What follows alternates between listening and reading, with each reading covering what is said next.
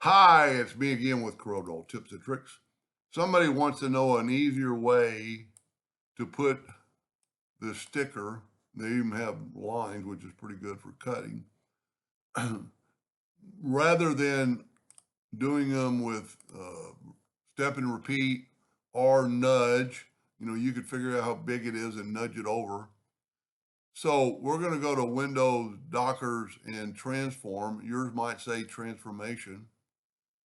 We're going to click on our item. We're going to go to the left or to the right. We need 5.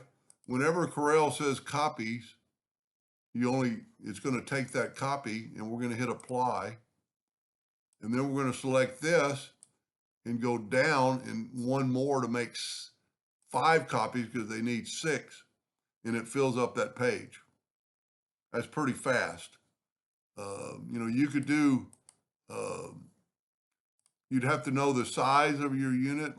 So you'd have to type in 3.543, and then duplicate it over to do the same thing. And also that's one thing I suggest you do is, I was going to say that, but put your duplicate distance on 0, 0. It's going to save your time a lot. And then you can just Control D, Control D, Control D.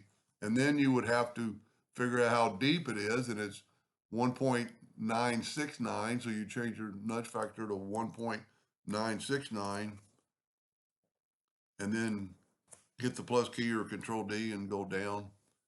But the transformation docker will do all that for you because it'll actually tell you the size.